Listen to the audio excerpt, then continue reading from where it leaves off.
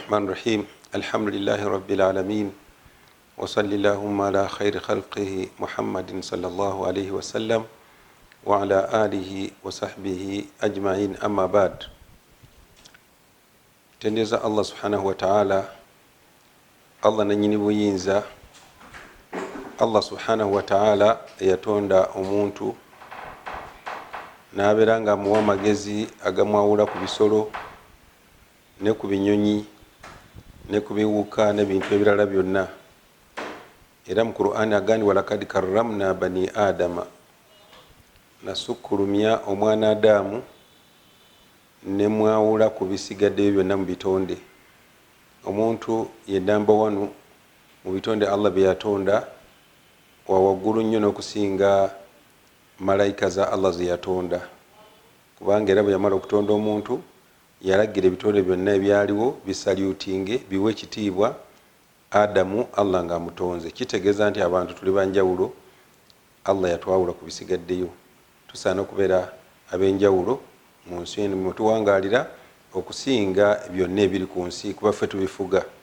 Nsabyenga n'emirembe bidde ku mubaka Muhammadin sallallahu alaihi wasallam ne ku basahaba be ne ku bagoberezi be ne ku abo bonna abajja okutambulira ku nkola ye okutuusa ku lunaku lw'enkomerero. Baddu ba Allah bebitiibwa, naamira omutima gwange n'ejjammwe okuyitiriza okutya Allah subhanahu wa ta'ala. Okutya Allah subhanahu wa ta'ala nsonga nkulu. Bwe tutamutya muno mu nsi tujja kuva mu nsi nga Allah munyiivu gye tuli. Okumutya kitegeeza okussa mu nkola byonna byonna byalagira n'obeera ng'obikola oba otya Allah subhanahu wa ta'ala. Ekyokubiri, Allah bye yaziyiza kasita obyeziyiza byonna n'obeera nga okwatira omutima gwo, okukwatira omutima gwo n'obeera nga tobikola, oba mutya wa Allah. Omutya wa Allah yaliwa yo yatuukiriza emirimu Allah gyalagira, nga okubeera nga tasinza masanamu. Allah tulagira okumusinza yekka, ng'okusaala, ng'okusiiba, ng'okutoola zaka, ng'okugenda e Makka, ng'okusaddaaka, nga okuyisa obulungi abazadde, nga emirimu ng'egyo banga oligikola nga Allah byalagira, oba mutya wa Allah subhanahu wa ta'ala. Bwe weeziyiza Allah byaziyiza nga ki? Era yaziyiza obutamugattako kintu kirala. Tokola shiriki, tokola bwenzi, tobba, totoobola bazadde bo, tokola mirimu gyonna Allah gye yaziyiza, naddala amazambi amanene agoogerwako agatusomesebwa mu maka Muhammadin sallallahu alaihi wasallam. Buli lwobeera mu mbeera eyo oba mutya wa Allah subhanahu wa ta'ala. Njagadde mu kaseera kano tubeere nga twogera ku topiki eyitibwa al infaqu fi sabilillah, okuwaayo mu kkubo lya Allah. Eddiini ya Allah eno bannange abakkiriza tesobola kutambula nga tetuwaddeeyo. Tulina kubeera nga tugitambuza na kuwaayo okuviira ddala ku mulembe gw'omubaka Muhammadin sallallahu alaihi wasallam. Obusiraamu yabutambuza na kuwaayo, nga balinawo abakkiriza abalina ku ssente baswahaba baziwangayo ne ziyamba community y'obusiraamu, ne ziyamba nabbi okubeera nga atambuza emirimu gyonna egy'obusiraamu. Kuba naye yagitambuza nga bwala omulembe gwe tuwangalyamu olwaleero, transport atambuza abantu. Waliwo olutabaalo olutaga okugenda okutabaala nga balina okubeera ne ssente eziyamba abanaku abali obubi. Era obusiraamu Allah n'alalika ezzaka, nagandi wa aqimu salata wa atu zaka, muyimirizeewo essala mutole ne zaka. Lwaki zaka etoolebwa? tuakhadhu min agniyaihim, eve mu bagagga, waturaddu ila fuqaraihim, ebeere nga ayamba abantu abankuseere abanaku mu community y'obusiraamu. Eddiini lye kwetambule. Byonna ebyo mbireeta kubalaga nti obusiraamu tebusobola kutambula nga abantu tebawaddeeyo sente zaabwe mu kkubo lya Allah subhanahu wa ta'ala. Omubaka kwe yatambuliza eddiini naffe abaliwo olwaleero. Era omuntu buli agamba nti batusaba, bakola kikyamu okusaba, tekyetaaga musiraamu kubeera nga eddiini tuwaayo. Waliyo abantu abatambula kati nga bano abatambula wano mu kibuga Jjinja nga batambula basaba. Nedda si kyekyo kyentegeeza. Ate ekyo omubaka sallallahu yakigaana. Tulina kubeera nga tukola emirimu. Naye wali abantu nga tebeesobola, bano abatambula mu kibuga beesobola, naye wali abantu nga tebeesobola, balwadde, balema, bazibe b'amaaso, bamulekwa, bannamwandu, nga talina wajja.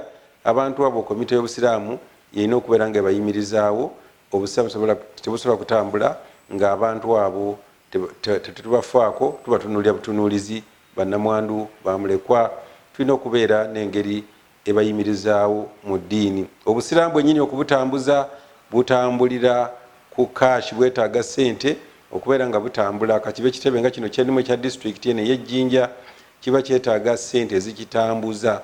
abantu abajja wano nga beetaavu bayitirivu obungi. abantu obusiraamu bwennyini emizigiti myetaavu, abantu bennyini balina obwetaavu. kati okutambuza ekitebe kityetaaga esente ezikitambuza. ne disitulikiti kadhi ng'omukulembeze yeetaaga okubeera nga atambuza amafuta aga buli lunaku n'okumala ebizibu by'obusiraamu byonna ebyeba byetaagisa. okuwaayo bwekutabaawo kiba kitegeeza nti obusiraamu tebujja kutambula ku kitebe. n'olwekyo topika eyo nkulu. allah yali ajogerako mu Qur'ani yagamba mu Suratul Baqara yagamba mathalu alladhina yunfiquna amwalahum fi sabilillah kamathali habbatin ambatat sab'a sanabila fi kulli sumbulatin mi'atu habba wallahu yudha'ifu liman yasha wallahu wasi'un alim. allah yali agamba ng'ayogera ku bulungi bw'okuwaayo mu kkubo lya allah, agamba nti abantu abo abawaayo emaali yaabwe mu kkubo lya allah etambuza obusiraamu bafuna amagoba mayitirivu nnyo.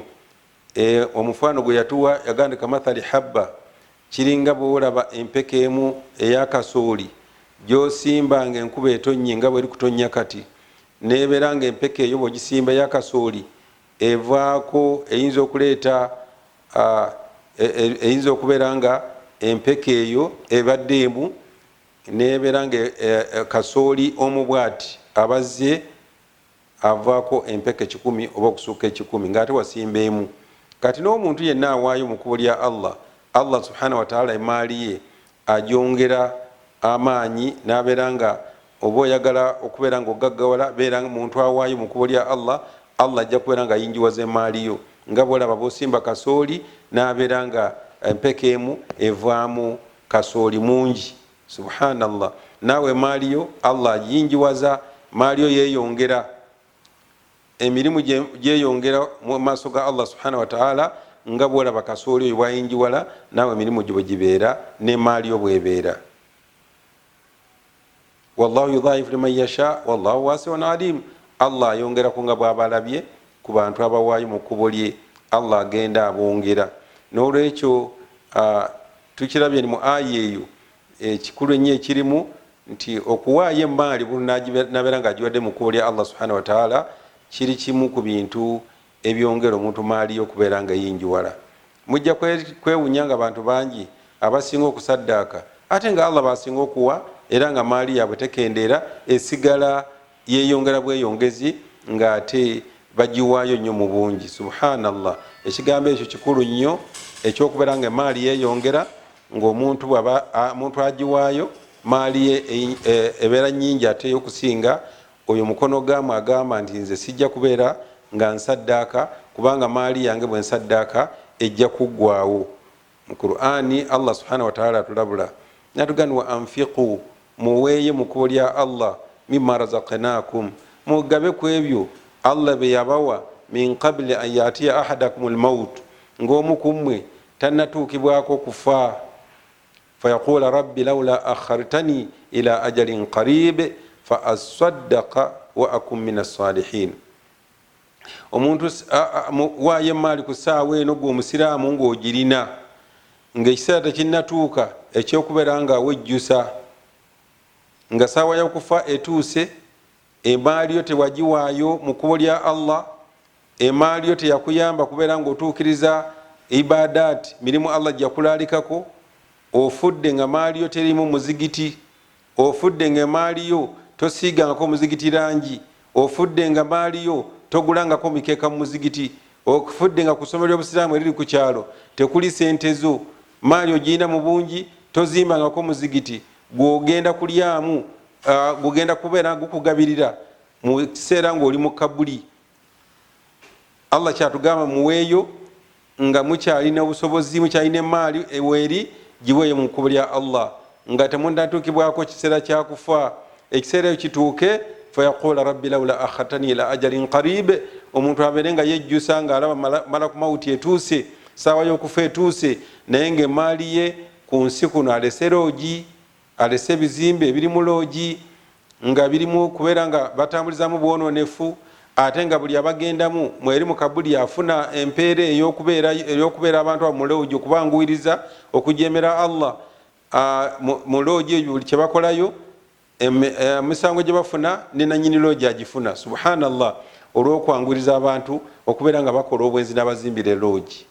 Agenda kwejjusa nga saawa y'okufa etuuse, agambe nti laula akhatani la ajalin qaribe, Allah subhanahu wa ta'ala singa onindirizaako nompayo akaseera, olwo obwongo aggusa obwongo atandise okutegeera Allah subhanahu wa ta'ala yaani olw'obuyinza bwe, esente ze tezimugasiza okufa kutuuse. Fa asaddaqa wa akum min as-salihin, mbere nga nsaddaaka. Allah singa onindirizaako nsobole okuzimbayo omuzigiti, Allah singa onindirizaayo mbere nga mpaayo sente kuzimba omuzigiti, Allah singa onindirizaako mu kubeera nga nyamba bamulekwa, Allah singa onindirizaako nembeera nga ngende Makka, kuba twesanga nti abantu bangi Allah batusizaako walumbe nga ne Makka tebagendanga. Tulina examples mpitirivu wano mu Jjinja wetuwangalira ne mu bitundu ebirala, n'ogenda mu Kabulistaani, n'ogenda mu kabuli ya gundi nga bamuziika bamuwerekera, naye ng'alese ebizimbe ebiyitirivu ennyo mu kibuga.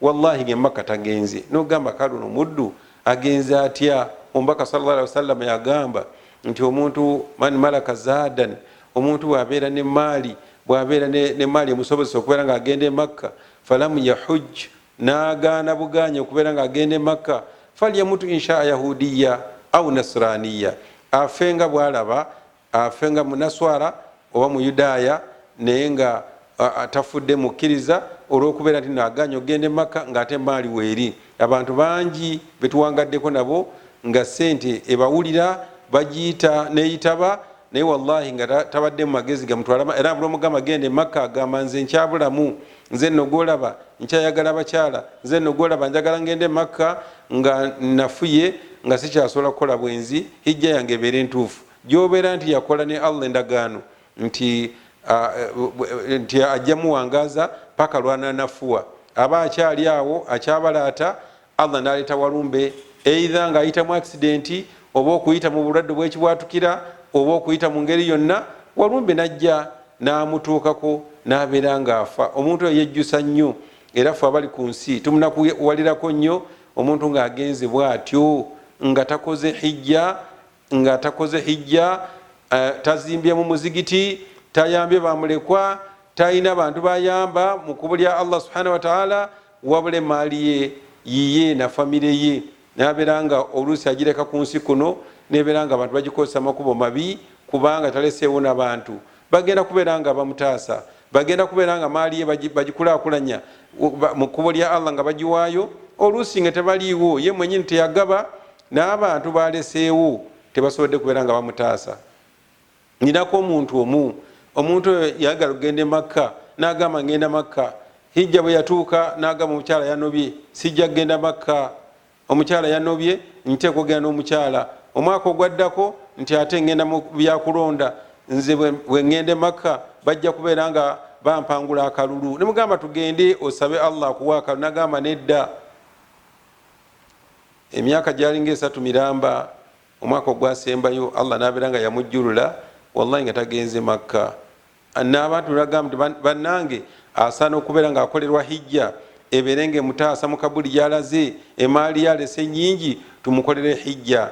Looya gwe yalekera emaali nga yagifuga nga si musiraamu, n'agamba mu bye yandekera temwalimu hijja, n'olwaleero omusiraamu oyo teyakolerwa hijja, yali mu ttaka yeebase, naye nga be yaleka emabega yalekera balooya emaali be bagikontrolinga, tewaafunikawo magezi gamutuusa Makka.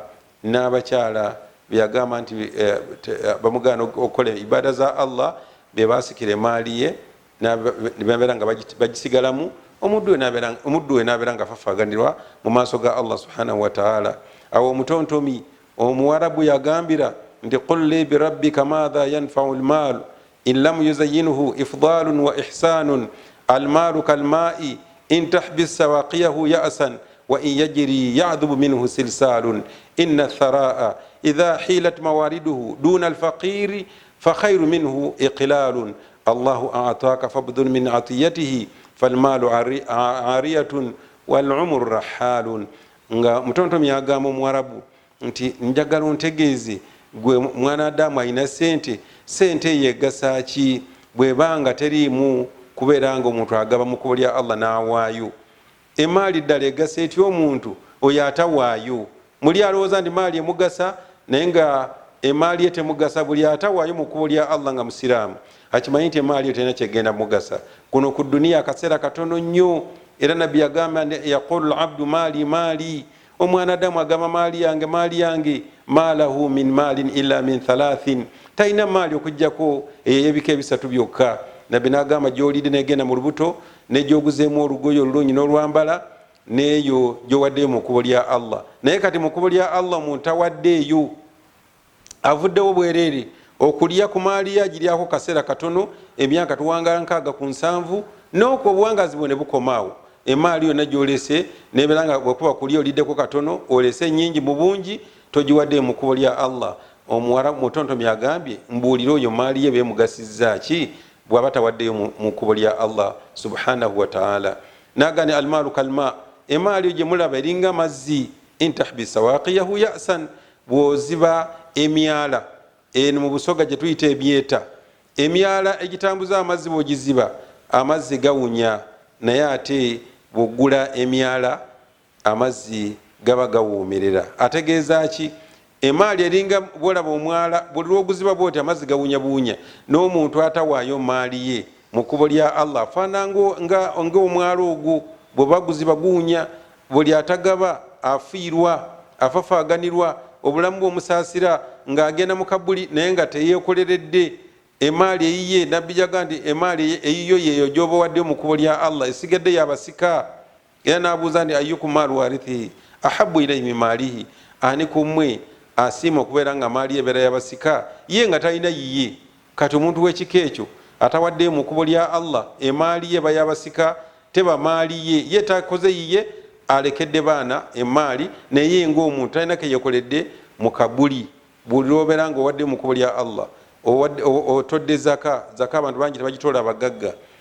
Emaali ogizimbyemu omuzigiti, ogenze Makka, eyo emaali yo gyoli kweterekera ku akawunti yo esigadde yabasika. Nabbi babuuza nti ani ayagala emaali ebeere yabasika bokka nga gwe tolina yiyo? Inna thara idha hilat mawariduhu duna alfaqir, emaali obugagga bw'obeera nabwo n'obeera nga abanaku tebagasiddwa mu bo, tobawadde ku ssente abanaku abeetaaga okuzimbira amayumba, abeetaaga okulabirira, abeetaaga okuliisa, tosobodde kubeera nga obawa. Fa khairu minhu iqlalun, amwavu aba akusinga alina obusente obutono nga bumala kulya buli talina kafiisa kugabira banaku oba kuwaayo mu kkubo lya Allah, aba akusinga omugaso kuno ku duniya, era aba ajja kuba wa bbeeyi ku akhira kubanga teyalina kyasobola kuwaayo. Naye gwe walina kyowaayo, ye yali yegomba okuwaayo, omutima gwe gwagala okugaba naye talina kyagaba. Oyo Allah amuwa empeera mu maaso kubanga tasobodde kuwaayo lwakuba talina. Naye singa badde alina omutima gwe nga mwanjulukufu asobola okubeera nga awaayo mu kkubo lya Allah subhanahu wa ta'ala. Allahu ataaka fabdhul min atiyatihi, asembyayo ebigambo bye nga agamba nti Allah bw'aba yakuwa ku maali gaba maali eyo. Falmaalu ariya, agamba nti emaali njazike Allah jazika bwazisi omuntu. Emaali olwaleero eri wa Sseekabasoga enkya teriiyo, eri wa Haji gundi enkya teriiyo. Mulabi bameka abalina emaali nga mpitirivu obungi olwaleero nga bakaaba ku TV bannaye munyambe muntaasa nga omwataasa gundi nga omwataasa abasajja balaba banka obuganda nemuwese nange mumpeeko, naye nga alajana emyaka gyonna okuva obuto gwe twalaba nga wabbeeyi alina sente mpitirivu mu ggwanga lya Uganda, naye abukeesa nga talina, obanga omugagga bukeesa nga talina, naye bukya basigaddeyo. Emaali eno Allah yagitwazika bwazisi, wal umru rahalun, atera n'obuwangazi nabwo bugenda nabwo bwakaseera katono. Bw'obeera mu maali ogiyagaliramu katono. Tuziise bannaffe emirundi mingi ne mulaba nga wallahi alese ebizimbe n'ebizimbe naye nga mumuteeka mu kabuli nga adda eri Allah subhanahu wataala. Nsaba Allah wekitiibwa abeere nga fenna atuwa emitima emigabi, tubeere nga tugaba ku ebyo Allah subhanahu wataala byeyatuwa nga walumbe tanatutuukako nga Qur'ani bwetugambye.